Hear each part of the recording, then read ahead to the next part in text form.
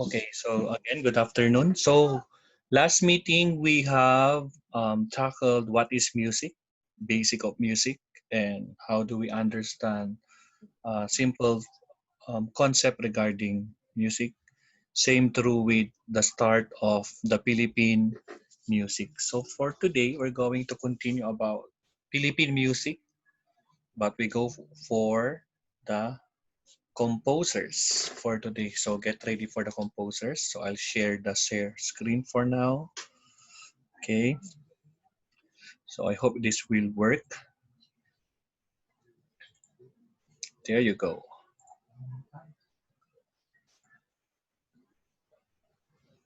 Kikita nyo ba guys? Parang hindi ko nakikita nyo.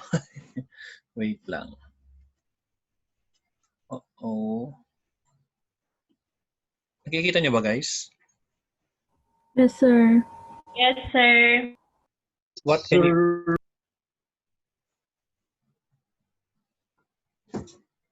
Will you tell me what can you see guys?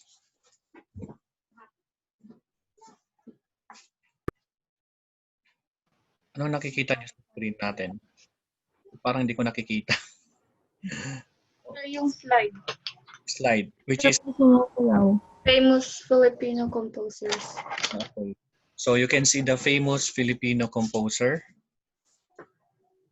Okay. Yes. But hindi ko kayo nakikita. Anyway, so for today, we're going to tackle different famous composers in the Philippines. So these are the well-known composers. So, yan. So as you can see, we have the famous Filipino composers. If you hear Filipino composers or famous Filipino composer, what comes to your mind? So meaning, you're talking about composers or Filipino composers that creates music for the Filipino. That's why we have known as the OPM, Original Filipino Music. Okay? Wait lang. See? Okay, listen mo na. Mute ko muna para walang maingay. Okay.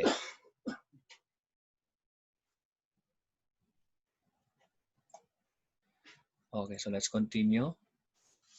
So for the famous Filipino composers, who will be the most famous? So let's see. Let's go with the first one. Oh, bakit nagahang?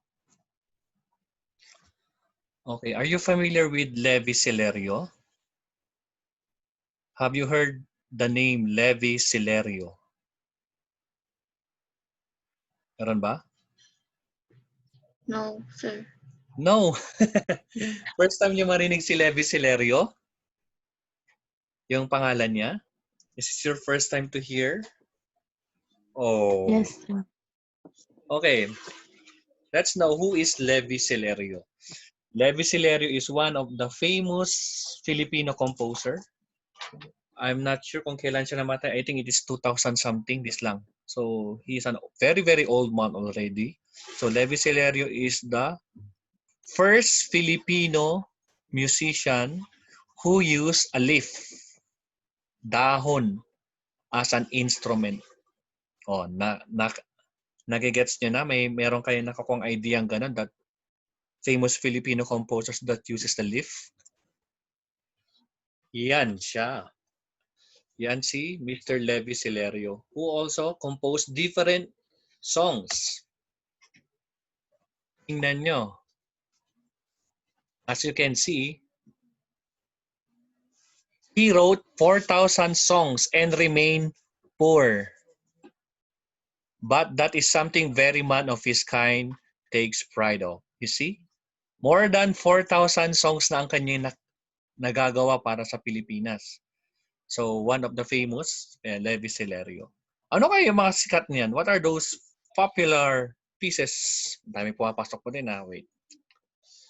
Okay, what are the popular pieces? His compositions range from Filipino folk songs to Christmas songs to love songs. Dito kayo magugulat.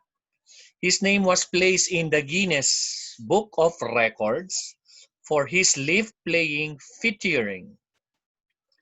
He was known as the only man who could play music with a leaf. Pero syempre nowadays, dahil alam na naman ng mga Pilipino magaling gumaya, meron ng gumagaya. But originally, the first Filipino composer who uses an instrument which is a leaf. Next, he died on April 2, 2002. Yun, sabi ko, 2002. Naibalita pa to. Then, very famous compositions. We have Christmas songs, Pasko na naman, Ang Pasko ay Sumapit, and Misa de Gallo. For sure, these pieces or this composition or these songs were being popularized. For sure, kinakanta nyo rin to during pag nagkakaroling ka, di ba? Ang Pasko ay sumapit, Pasko na naman, okay, tulin. Yon, siya ang nag-compose niyan. He is the composer of those songs. Also, we have love songs or ballad songs. Saan ka man naroroon, kahit konting pagtingin, gaano ko ikaw kamahal, kapag puso'y sinugatan, and ikaw. So those are the different love songs. Next, we have the very popular folk songs, Ang Pipit, Tinikling, Tunay na Tunay, Itik-Itik, Waray-Waray, and we have Piltong Gatang, Ako ay May, Sing-Sing, Alibangbang, Alembong, Galawan, Kaprityosa, Ang Tapis ni Inday, Dungawan mo hirang, Umaga na neneng, Ikaw kasi at Basta't Mahal Kita. Those are very popular titles of the songs that were being used with some of the teleseries. His best song combined with the great poetry, philosophy, and passion. These are O Maliwanag o Buwan, Dahil sa Isang Bulaklak.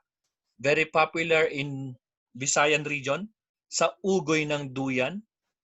Bagong Basilang, and Sapagkat Kamay Tao Lamang. So Levi also wrote nationalistic songs such as Bagong Lipunan, Lupang Pangarap, and Tinig ng Bayan. Imagine the worlds without these songs, and the Philippines would have been less known for its happy, romantic, and enthusiastic music. So let's try to hear some. Type ko lang dito Levi Celerio. Wait. So famous Levi Celerio songs are the following. Wait.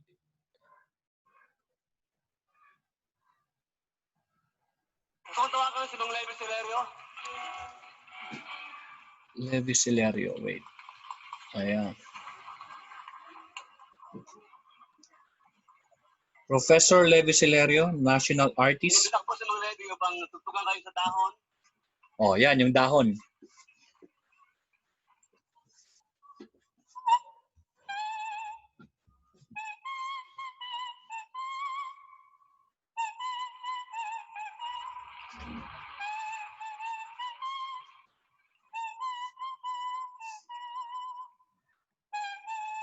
Yon.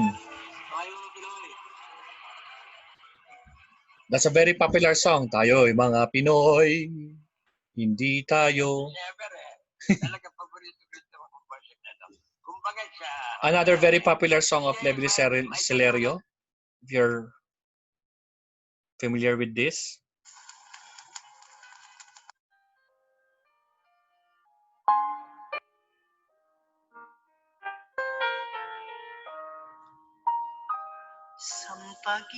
Yan.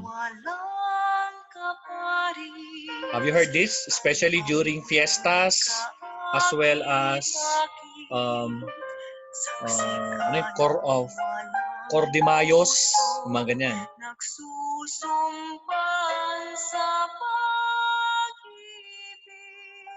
That is entitled Sampaguita. Okay, let's proceed. Siyempre, you know the different songs. Let's proceed.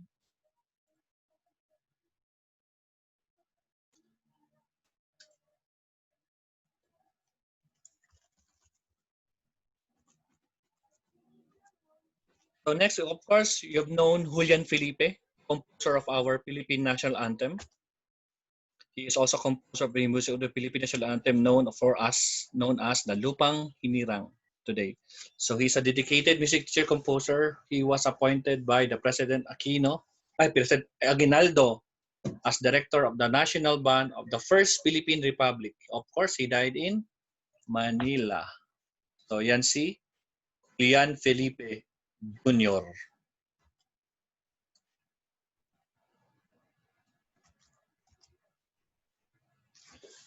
So let's proceed. Another famous father of Filipino sonata. If we're talking about Filipino sonata, it's composed of different folk pieces as well as kondiman pieces. So Abelardo was a prolific composer of the kondiman in the 19th, 20th century. His works between Marikit, Zarzuela, Dakilang Pangulo, Kondiman ng Luha, Mutya ng Pasig, Nasaan Ka Irog, had a string poetic lyrics which later evolved into movie theme songs. So most of the old teleseries, most of their songs were being used as a official soundtrack of the different teleseries for both GMA as well as ABS. So again, father of Filipino Sonata, Nicanor Abelardo. Tribute. His composition Naktok Kengkoy combines the foxtrot and waltz and humans used as a tribute to comics character Kengkoy. His work had continued to draw interest even after his death in 1934. He composed more than 144 songs. So before we go with the next, let's try to hear sample music for Nicanor Abelardo. Nicanor Abelardo. So let's try to hear yung very famous Mutya ng Pasig. Oh, Nicanor Abelardo, Mutya ng Pasig. Let's try to hear. If you manage a team, you have to try. Okay. Here we go.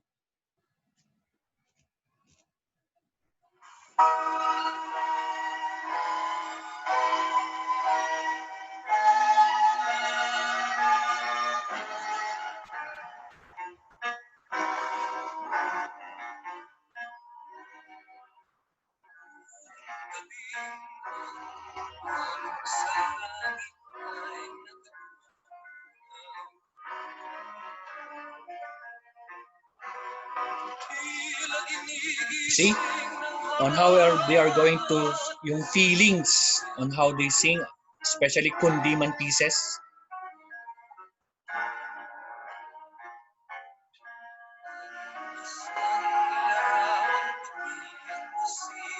I hope may some of you are also listening kundiman pieces, especially your parents. For sure, they are fun listening with this type of music. Pero sa atin siguro pwede na tayong nag-move on tayo. But again, we give respect for those who give us the foundations of music here in the Philippines.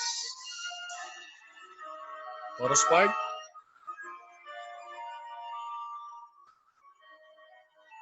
So that's Mutya ng Pasig. Okay, let's proceed. Next, we also have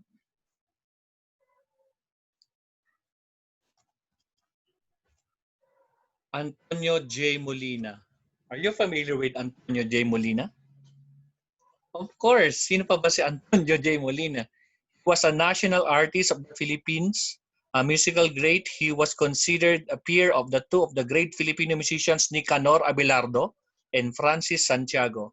His talents was prodigious. He was the first violinist of pre-war times, a composer, conductor, pedagogy, and music administrator.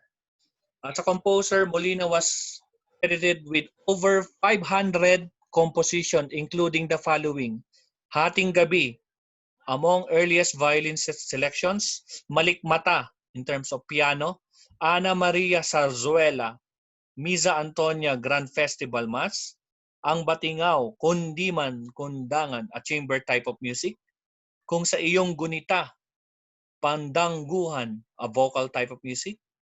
Next, Amihan, awit ni Maria Clara, larawan nitong Pilipinas. Among others, are a true pioneer. He was one of the first composer to incorporate pentatonic scales and ethnic instruments such as kulintang and gabang in his symphonies. If we're talking about kulintang, again, this is one of the famous patgongs of the Mindanao instrument or Mindanao tribe or Mindanao culture, as well as the gabang. Gabang is a hanggong, just like with our gangsa here in the Cordillera. Gabang is more larger than the gangsa natin or yung gong natin dito sa Cordillera. It's more larger and then it's being hung. Okay, let's try to hear sample of Antonio Molina's song or composition. Antonio Molina songs. So we have sample here, Antonio Molina, Hating Gabi.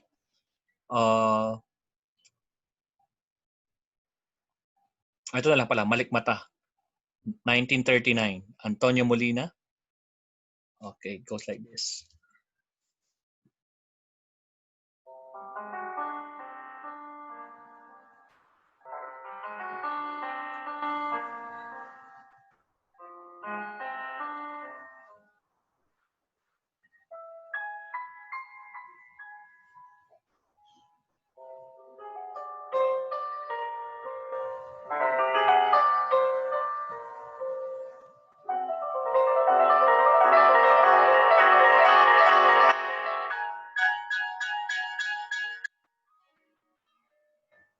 There you go. A sample of Kisap Mata. This is long actually.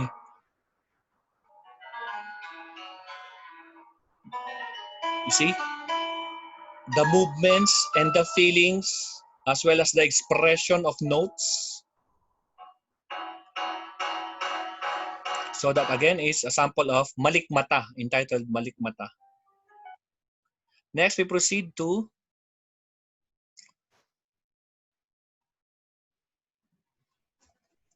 so yan si Antonio Molina. Ginawa na rin siyang ano yan, documentary stamp. Okay, we have very famous of course George Canseco. Yan. May kamukha daw siyang artista, guys. Parang totoo nga, no? Kamukha niya si Senator Lito Lapid. Nung kabataan daw, kamukha.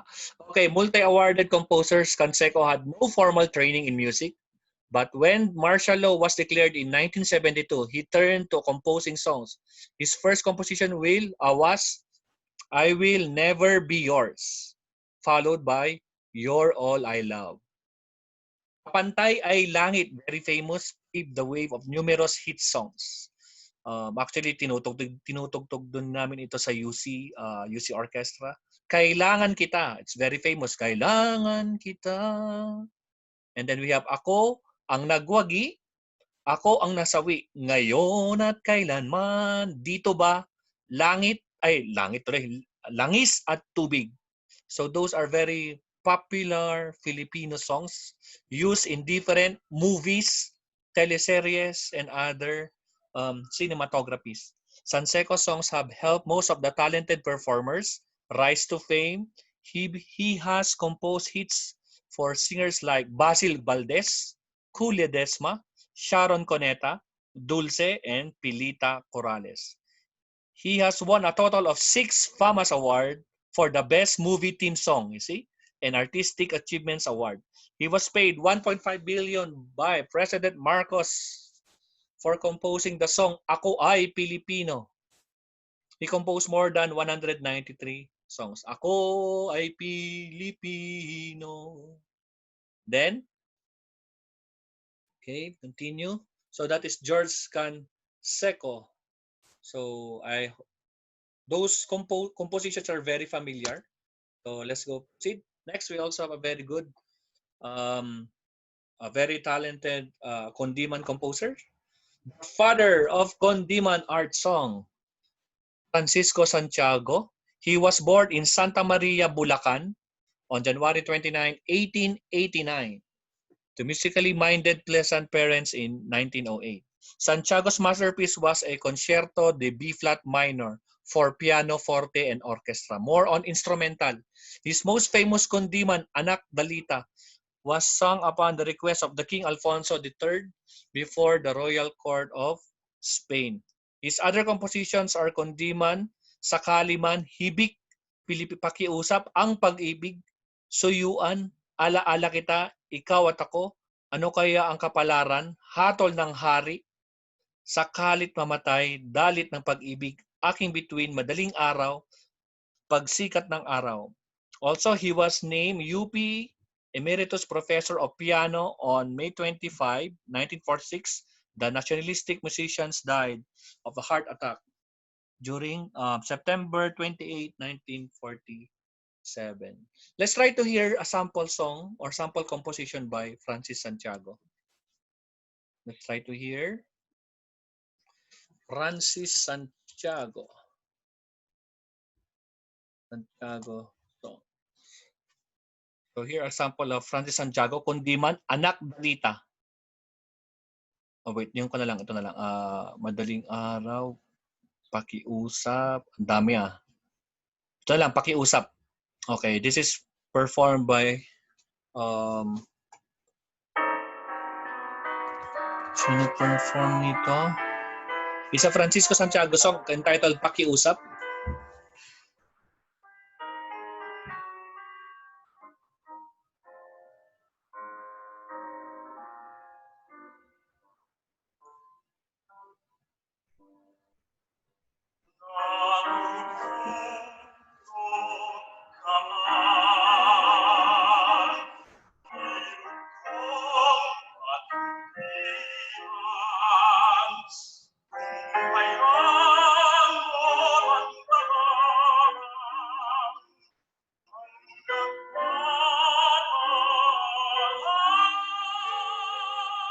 See? All right. Next. Sample lang. Ang dami niyan, guys. Marami. Let's proceed. After Francisco Santiago, we have, of course, very famous. Sino bang di makakakilala? Freddie Aguilar. Ferdinand Pascual Aguilar. February 5, 1953, age of 55. Singer, songwriter, composed of 44 songs. Known work, Anak. Very popular, Anak. Vlog, Pipi at Bingi, Magdalena, Olongapo, Bayan Ko. Trabaho, and Estudyante Blues. Anak, this song about parent, unconditional love for a wayward son was released in 56 countries and translated into more than 26 foreign languages. So with the different countries, marami nang nag-translate para i-perform yung composition ni Freddie Aguilar entitled Anak. So marami na siyang version with different countries. So Bayan Ko, the theme song of anti-Marcos protesters. Dun dun dun dun dun dun dun dun. Ang bayan kong Pilipinas. Yung ganon. Or kinanta nyo to nung elementary or high school. So award, Cecil Award for Vocal Performers, Asia's Award, Star Award from Kuya. Composed more than 100 songs, Freddie Aguilar. So very popular, still alive until now. So kilala niyo yan. Ayan siya. Si Freddie Aguilar. Next, very famous, Joey Ayala, still alive, a contemporary pop artist. Why contemporary? Because he uses different ethnic instrument with a modern style. So songwriter and columnist and economist graduate of Ateneo de Davao University combines the sound of Filipino ethnic instrument with modern pop music. Ito yung sasabi ko kanina. So he is a guitarist, uses indigenous string instrument and modern instrument like electric guitar, bass guitar, and drums. Known works ay Tabi Po, Walang Hanggang Paalam, Wala Nang Tao sa Pag... And we have his awards, Binigno Aquino Junior Award for Social Artistry, Datu Bago Award. So this is a sample of his work. So very popular. Actually, na-meet ko na siya way back 2017 during our seminar. Siya yung presidente kasi ng music association na pinagseminaran namin. So, Joey Ayala. Okay. So, very famous Joey Ayala song is, ang dami grabe. Oh, wait. Actually, ginawan rin niya ng version yung national anthem, pero wag na to kasi medyo controversial din to eh. Ito, let's try to hear. Yan, Joey Ayala. Ay, wait. Wait lang. Ginawan na ng version eh. Ito na si Joey Ayala. Tabi po.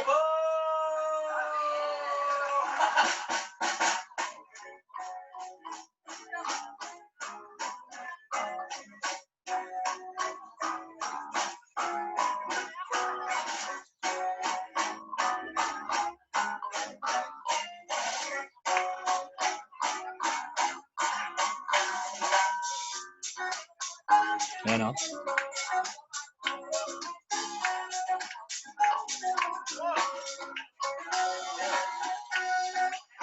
Fast forward natin konti, hindi ba siya kumakanta eh.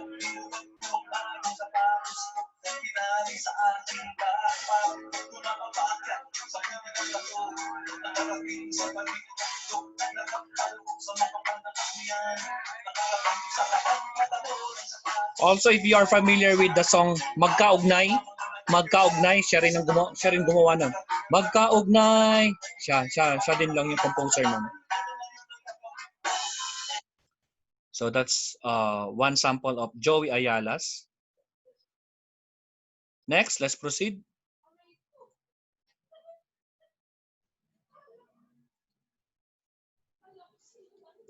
APO Hiking Society. Apolinario Mabini Hiking Society, famous group, was organized in 1969, originally composed of 13 members, but now tatlo na lang sila. Daniel, Danny, Javier, 57, Ramon, Jim Paredes, Buboy, Vilno. Filipino culture and style, work known as mahirap magmahal ng shota ng iba, mapatak na naman ang ulan, tapos nakakapagka, which is performed by different new artists today. Dooby-dooby-doo, dooby-doo, best group cited with awards. So yan sila, APO Hiking Society.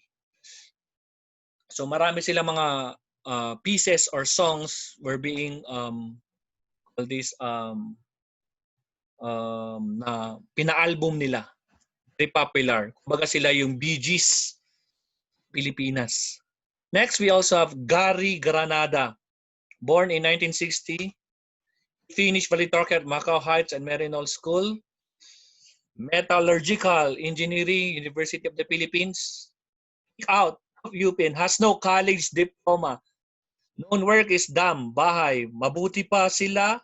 Work as voice and on-cam talent for PGIs, ABS-CBN, GMA workers. So, and see, Gary Granada. Let's try to hear famous Gary Granada songs. Bilisan lang natin. Gary Granada. So, mabuti pa sila. Ito to. Let's try to hear this.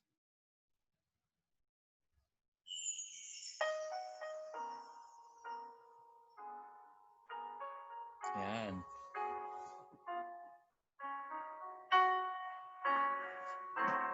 Mabuti pa ang mga surot. Oh, narinig niyo na yan, guys? Nasisiksikan. Mabuti pa ang bubble gum. Laging mayroong didikitan.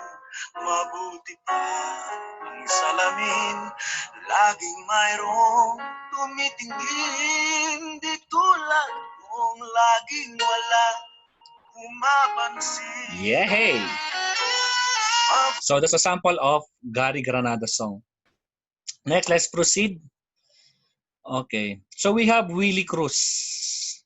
So Willie Cruz is a pianist. Actually, na-meet rin siya personally. Nandito siya sa Baguio noon.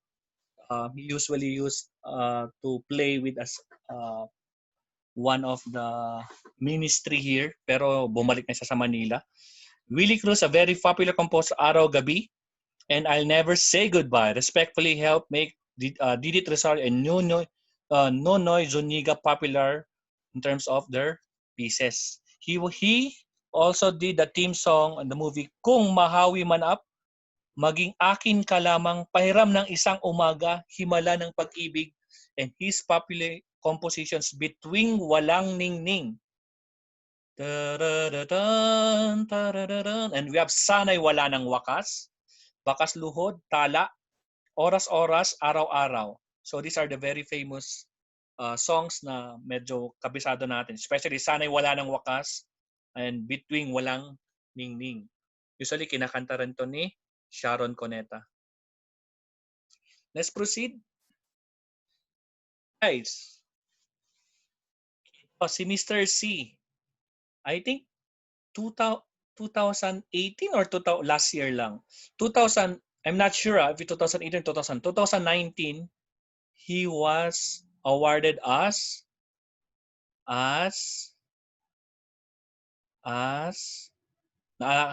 na kanyo ba yung balitang yun, guys? One of the national artists in music. National artist. So I think that was last year or 2018.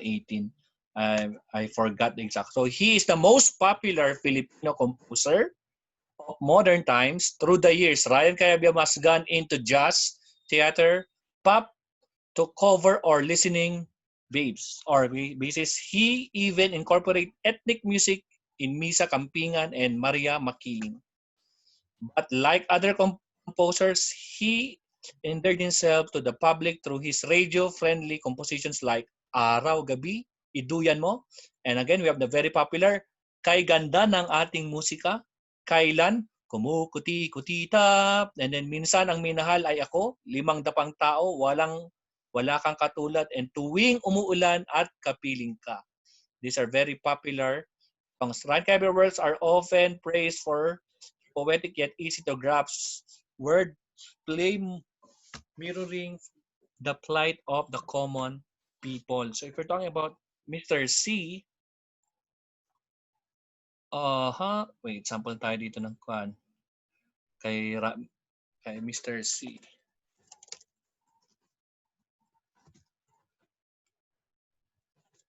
Yeah. Okay, Ryan Cayabyab song. Ano bang kunat ito? This one. Even this. Si Ryan Cayabyab nag-compose nito. Oh. You're familiar with this?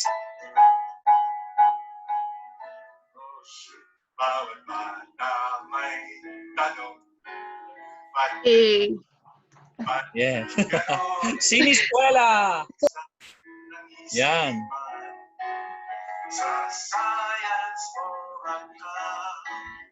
Tayo na sa siniskwela, tanggapin ang presensya. Alright, so that's a sample of Ryan Cayabyab song. Next, let's proceed. Jose Marichan. Sino pa bang di makakalala kay Jose Marichan? Kaya it's Burmans. So meaning, Jose Marichan is a Filipino-Chinese composer, songwriter, and a businessman in a sugar industry. Among his famous words, Tell Me By Your Name, Christmas in Our Heart, Beautiful Girl, and Constant Change.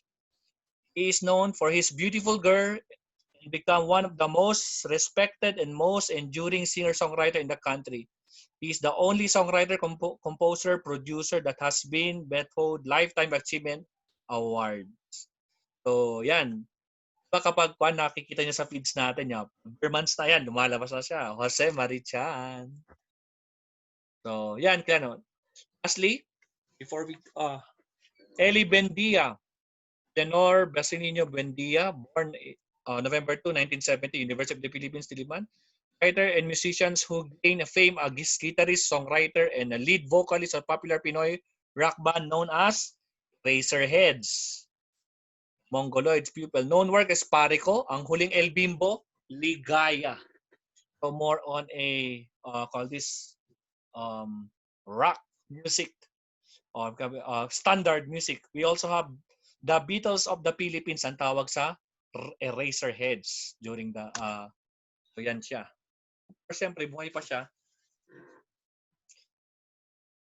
Ogie Alcacid, singer-songwriter, comedian, composer, television host, actor, entrepreneur.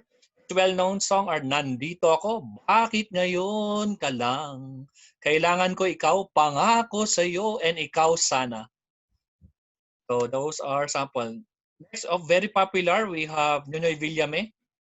So he is also known as King of the Philippine Novelty Song. So more on very popular song is the Butchikek. A Butchikek, si Filimon. Yan yung mga popular compose ni pangalan nito ni Noyoy Villame. Next, Lito Camo, famous composers at most of the songs na kinakanta ni Willie Revillame composed by Lito Camo. So King of Novelty Songs, as that was reigning King of Novelty. Pag namatay na, syempre namatay na si Nonoy Villame, siya nang pumalit, King of Novelty Songs. He turned artist into an instant sensation because of his novelty pieces.